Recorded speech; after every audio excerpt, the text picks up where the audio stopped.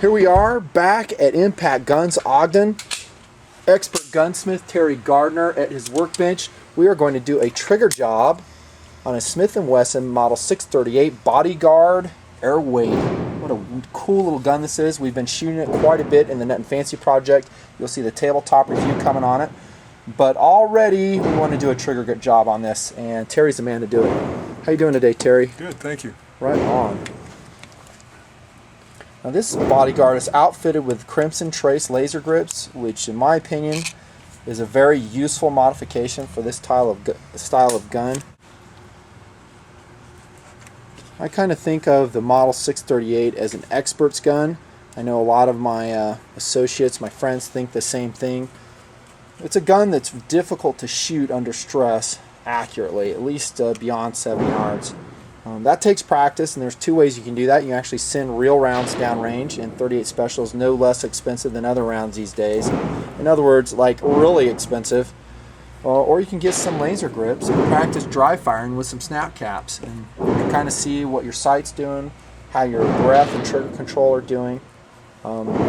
So point being, laser grips, great addition to any subcompact revolver like the 638. So Terry, when you work on a trigger job on this gun, pretty simple compared to others, not so simple? Yeah, it's not quite as intensive, doesn't take quite as long as a 1911. There's not quite as many parts involved in interaction stuff. You'll see what we're doing here. First, of course, we just trap the mainspring with a piece of a paper clip. Okay. There's a hole in there just for that purpose. Interesting. We'll take that off and slips right out of there.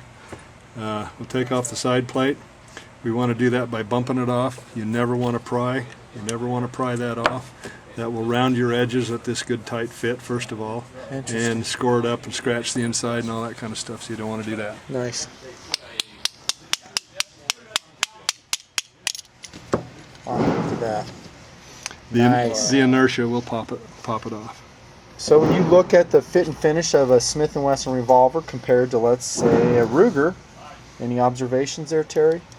Well, you don't want to try to play favorites. They're both very good guns in their own right. They really are. They are different designs and so forth. This is a side plate design. The Ruger, of course, is a solid frame design where everything drops out the bottom, and so everything is fits really well on both of them, and they both do their job. Mm-hmm. So they're both excellent. Okay. It's okay to have two winners in a Nut and Fancy project. Oh yeah, there's lots of good weapons. Yep. One place you can pry, and you need to, is on the Rebound slide. This is the Rebound slide. Yep. This is the Rebound slide here. There's a spring inside of it, and its whole job in life is to push the hammer back where it belongs. It slides back and forth. There's redundant safeties in the gun. You notice this area right here on top of the Rebound slide. It's a solid piece of steel. There's another lug on the bottom of the hammer, solid piece of steel. So when they come to rest against each other, there's no way that this hammer right here can go forward and hit the firing pin for a discharge. So if you drop it, hits the hammer, that hammer will break before it will hit the firing pin because there's no place for it to go. As you see, as it pulls, the double action sear pushes against the double action sear leg here, pulls out of the way, secondary sear picks up the bottom lug on the barrel, finishes it the rest of the way till it slides out of the way. Holding the slide back, the Rebound slide back, the hammer has room to go forward because those lugs are no longer in contact with each other, and the hammer can hit the firing pin. As you let it go back, the trigger go back, the slide right here will lift the hammer out of the way. And again, pulls it away from the firing pin. No way it can go in. Their other safety is the hammer block safety. That rests on top of the Rebound slide between the hammer and the frame. So if something should happen, if somebody should grind these away so that they're no longer in contact, this is still in the way of the hammer. Totally, yep. You can't go forward. And I've always heard that those hammer block safeties are like a chunk of metal that are physically between the firing pin and the hammer, and here you can see just that. You can see just that. It rides up and down in this channel in the side plate So as it moves back and forth with the slide, rebound slide, it slides up and down in this slot because it can't go back and forth in here, so it has to go up and down. And as you pull the trigger, it pulls down out of the way and allows the hammer to go forward. Then when your rebound slide comes back up, it slides back up and out of the way. Excellent. Nice explanation. You The guys next thing we need to do, lock work of a smith. There you have it. yeah, and that's how it works.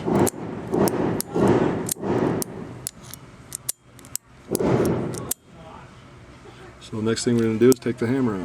We got to get that in a position where it's out of the way of everything, so it can slide off of its post and out. Now the one place you can pry is right here on the back of the rebound slide. Just keep it off of the frame so you're not scratching things up, and be prepared to catch that spring. It's under a heavy load. Yeah, like right where I'm standing. And that comes out and your spring separates. Excellent. Yes. What's that spring called? It's rebound slide spring. Rebound slide. Rebound spring. Okay, rebound spring. And that has a lot to do with your double action. The pull weight on your... Because it works in conjunction. You've got to compress that spring as well as compress your mainspring. So you're compressing both springs. The way to do it, to reduce that, is to buy a kit with lighter springs in it. Okay. You've done that, I believe. Yeah, brought it with. You see it over there, Doodle? Wilson Combat Springs for J-frame. They're over there by the gun case. Here it is. Next. And I have one installed on the mainspring. I think is that, what did we say, at number 8? 8 pound. So what we're going to do is we'll try the lightest. Looks like this is the thinnest wire with the longest coils. That's Mark 13. We'll try that first. If it doesn't work after we're all done, then we'll go to the next one until it's really. And my apologies, I did not bring the stock mainspring. Okay, Sorry about we'll that. work with what we got. You know what the trigger was before? Oh yeah, it was not impressive. Okay. It pretty much sucked. Next thing to come out is the trigger. So we've got to move the hand back out of its window Look at that. and slide the trigger off of its post. My friend TMP researcher, I think, is going to like this video. And of course, with this side screw out here now, we can remove the cylinder. Look at that. And this will come off of there for cleaning and so forth. You can see how that gets sooted up. Just clean that. Most of it will wipe down. To get crud out of there, we'll just put some regular inexpensive oil along the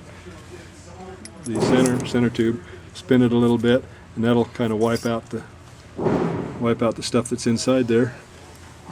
And you can just wipe that off. And you're cleaning both areas. Do that a couple of times, because there's not really a lot of pressure that puts that in there except from the blow-by from the flash gap. You can see how it's coming out a little bit dirty. Wipe that off, do that 2 or 3 times. When it comes out pretty clean, you've already got lube in it. Wow, cool. Okay, the last little part to come out is the cylinder lock. You got to spring that down and pull it out. This little spring here likes to fly into deep dark corners, so make sure that you know what's coming out with it. Watch where that lands, you might need it later. Right. Okay, that's a stripped frame, and that's where we're going to start. We're going to just smooth places that touch other places. So with a square hard Arkansas stone, we're going to smooth both the side plate of the frame and the bottom raceway where the rebound slide goes. Again, you don't want to remove metal, you just want to smooth out the microscopic high points.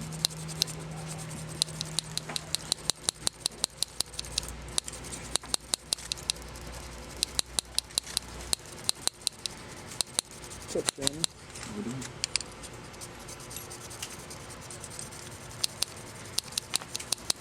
Can you tell the difference when you're stoning aluminum versus steel? A little bit. It drags a little bit more on aluminum because it's softer, and of course, and it cuts away easier and loads up your stone. So a couple of times, go ahead and clean that off. I'll tell you, from my working with aluminum, like drilling and tapping it, it's kind of tough to work with. I've broken more drill bits on aluminum than I have steel, because it is such a soft metal that kind of grabs that drill bit. That's right.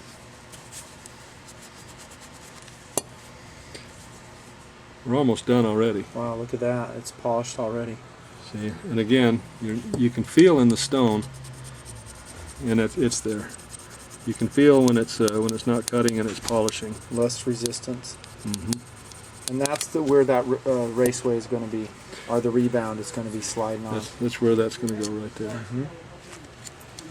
And good idea for guys to just put a little drop of synthetic lube on that. Yes, when we reassemble everything, we'll put a little bit of lube on all the moving parts. Again, a little bit probably be the operative word. You want to make these swim in lubrication. Probably a problem with that. Okay, so when we took it out, the last part to come out was the cylinder lock. So that's going to be the first one to go back in. Okay. So we're going to prepare it.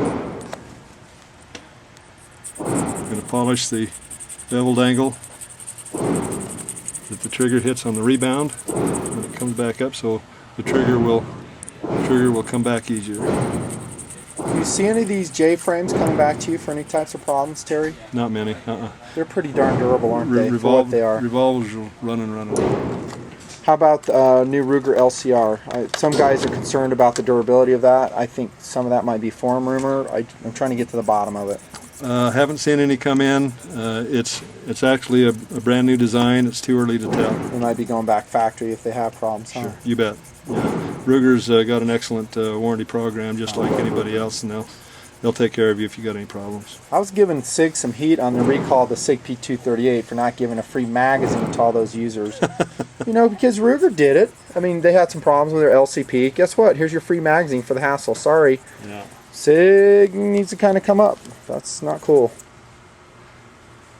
Okay, this little step right here that we just polished, Yep. that's where the front nose of the hammer, or I'm sorry, the trigger, pulls down out of the way.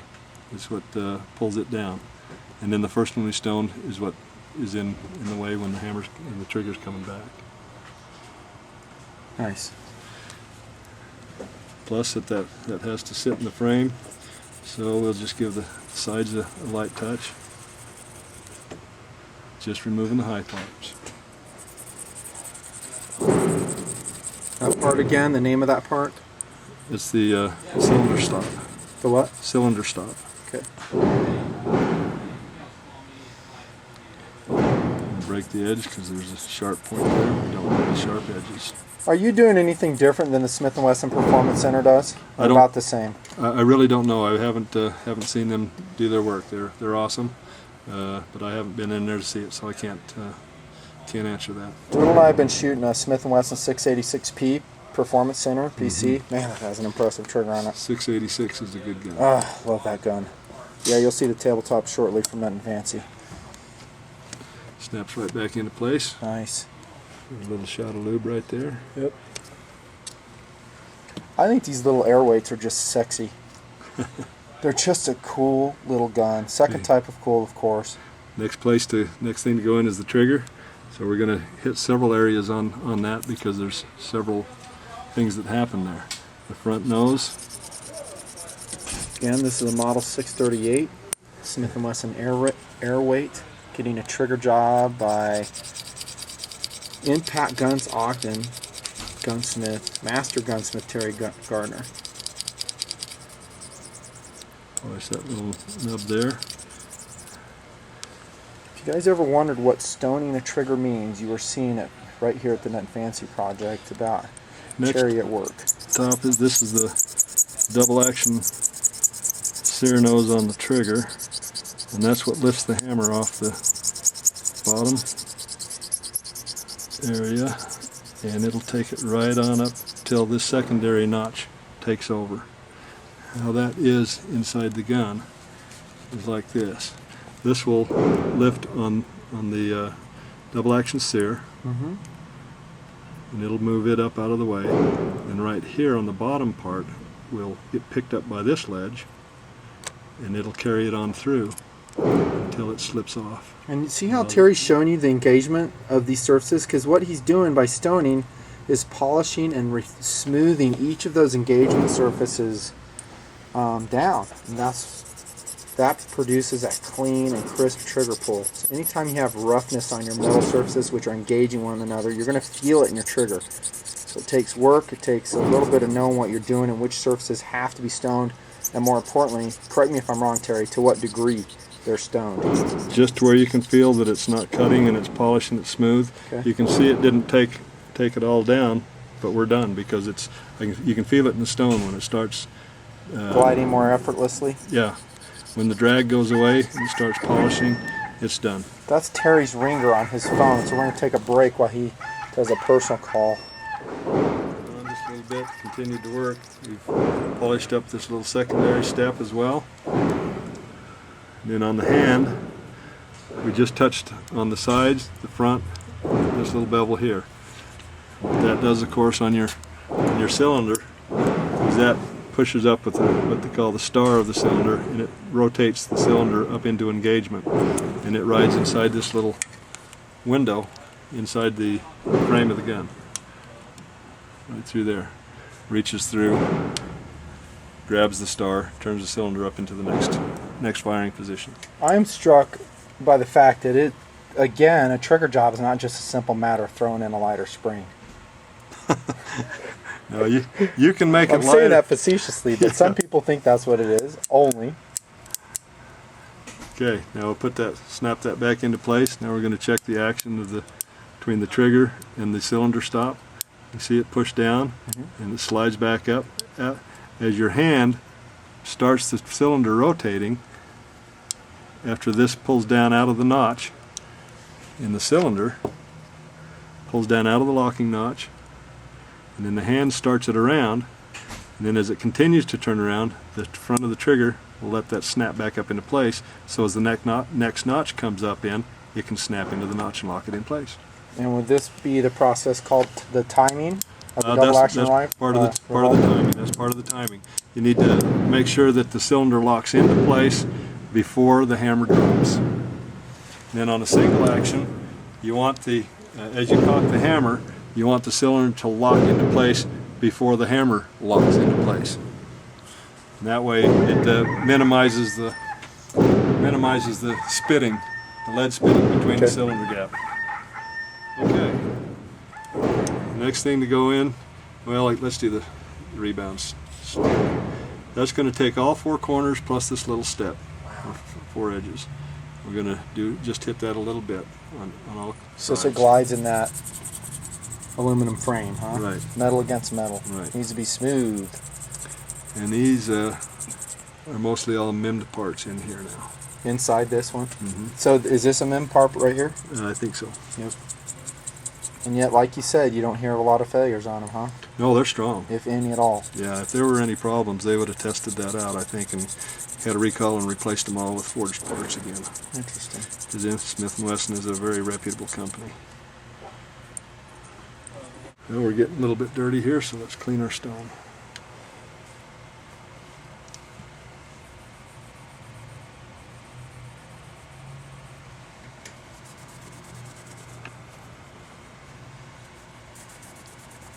So you notice how he's showing you everything he does. He's not being secretive at all. He's showing you all his processes and his thought pattern as he's stoning these individual components of each gun. So Terry's not, this is not advertising, this is informational. You know, this is educational for the viewers and guys, and if you want to attempt this yourself, go for it. You know, my opinion is I think you'll probably screw it up somehow, your first attempt. You know I did. But that's how Terry started. He started doing that, and then he loved it. He loved the work, and he became expert at it. Learned more, went to schools. There's a demand for stuff like this.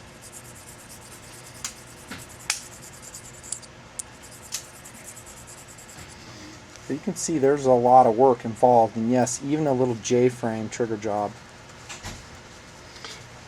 That's why when we tell you our price and everything, it may sound expensive, but it's really not, I don't think.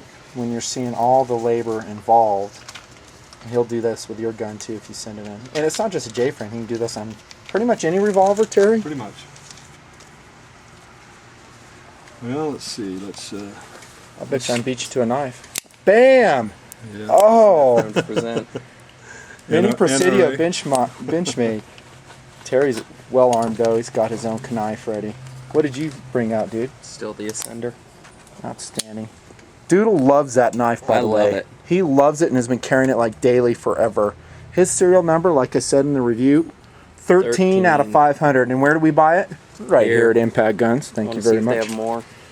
What a high value tactical folder that is. Great knife. Let's see. It's so easy for us to get distracted on blades or guns. So easy.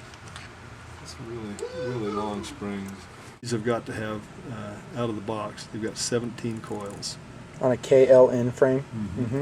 I believe on the J's they've got 15 or 16 of a lighter gauge. Okay. So So the Wilson Combat replacement springs we're putting in there are going to have, they're going to be longer in overall length, but a thinner gauge material perhaps.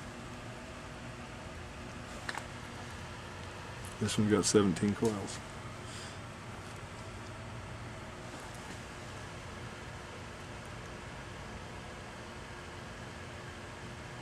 This one's got 16 coils.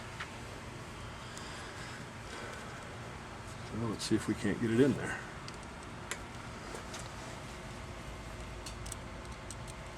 This is one where a Band-Aid can come in handy.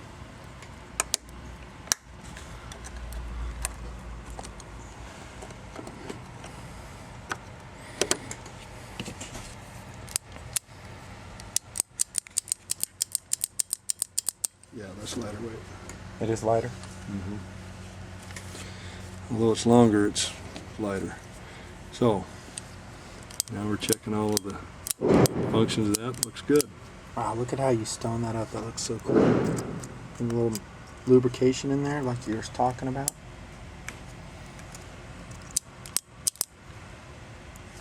Let's see. So it presses up on the bottom. Let me point here. This is where the sliding surface is, right? The bearing surface for the Rebound.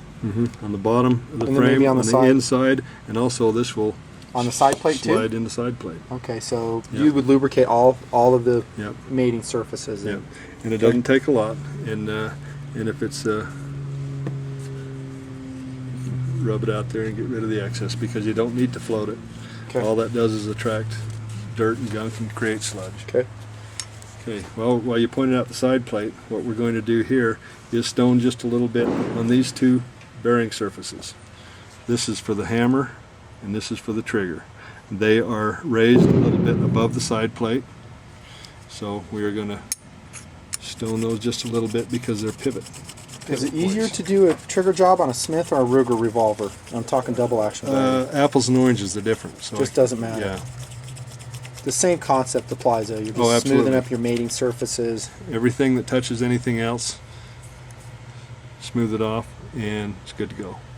Now I brought a trigger kit with me from Wilson Combat. If guys just send in their stock springs, how do you modify their stock springs for a lighter pull or what? Smith & Wesson doesn't advocate using modifying springs. So you wouldn't cut those? We never do the hammer spring because you want full power on your hammer for reliability and trigger ignition or Reliable primer primer ignition. ignition. Exactly. So Okay. what you did is the right thing. If you want lighter springs, buy lighter springs. Quality lighter springs, and there's a quality name for you. Don't That's start, kinda what I don't say. start clipping and cutting springs unless you really know what you're doing. Roger that. You just dick up the whole design, I think. I wanted to cover that. And these are not expensive. This trigger kit was, what was it, $8? Probably. $8, I think. From Brownells, maybe a little bit more, I forget. If I remember, I'll annotate the number of trigger kit it was. Okay, we just take out the double action spring-loaded sear out of the hammer. Another real tiny spring on there. Be sure you control that so it doesn't go away because the gun will not work without it. Check out his hands. These are working hands. It's a working man's set of hands right there. Smooth off the front of that because that's where the back of the trigger hook comes back during rebound. I'll smooth off the bottom because that's where the trigger picks it up when it's firing. And then For a little J-frame, Terry, a trigger job to me is a very necessary modification because it gets right down to the ability for you to maintain sight picture on a double action pull. For me, Anything you can do to enhance it to help you with control of the weapon, of the tool. just like you said before, exactly. This is a efficiency modification for you to be able to shoot the gun more accurately and more effectively in its POU, philosophy of use, which is maybe a backup defensive gun, maybe a primary concealed gun. I think the J-frame, if you train with it, know its limitations and shoot it within its limitations. Or just for fun. Or just for fun. It's always more interesting and more fun if you're more proficient with it. If you hit with it, it's funner to do. Amen. Place you do not stone, ever, ever, ever, One place you do not stone. is right here. That is the single action sear notch in the hammer. That is only 4/1000ths deep.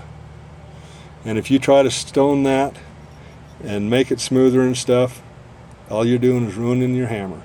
And there's something like 65, 75 bucks for a hammer assembly. Never ever stone in there.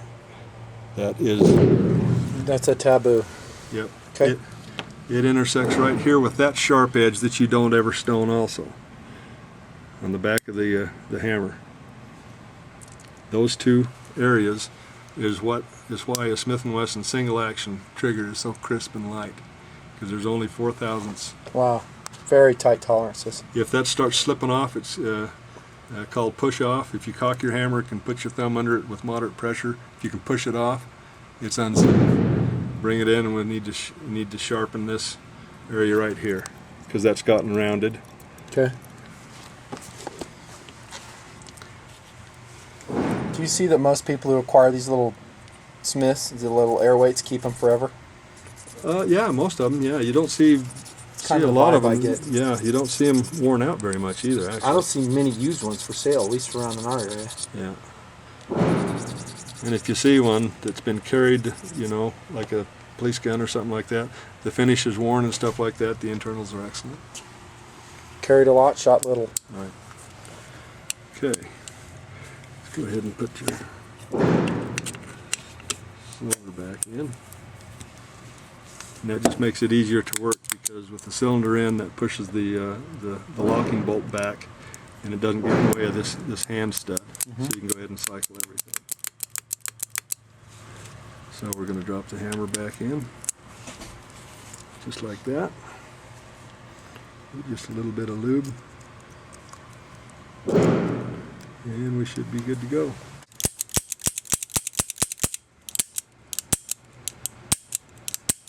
Up totally.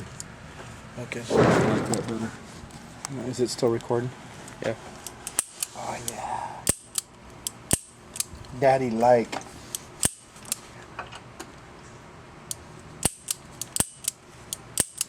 Excellent, Terry. Another win off the bench of Mr. Terry.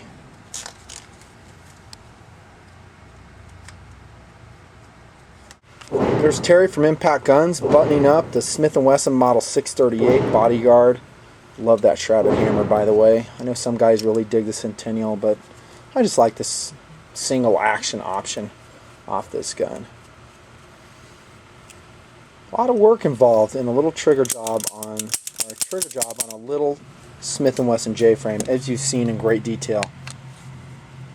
And you guys can go ahead and attempt it yourselves. We sure have shown you enough detail to do that. We haven't hidden any secrets. As you've seen, Terry's been very forthcoming with all his techniques, his considerations as he does his trigger job. For me, I just send it to him. It's for the amount of hassles you're going to save, and plus he guarantees his work. Do what you want, but that's just what I do. I like covering high value products and services here in the nutnfancy project. Even technical ones, just like this little Smith & Wesson 638 trigger job. And we'll do more as the project goes on. Thank you, Terry. I appreciate it. You're welcome. Much appreciated. Your expertise is impressive. Thank you. We'll come back. We're going to do some more work with Terry later on. We'll probably do some long guns, mini 14s. We'll show you stuff that he does here. Thanks for the good ratings. Thanks for coming along in the project. So much more to go. This is just an example of the adventures we're going to take together. Over now at Nutnfancy. I'm Tactical Doodle and Mr. Terry, Master Gunsmith.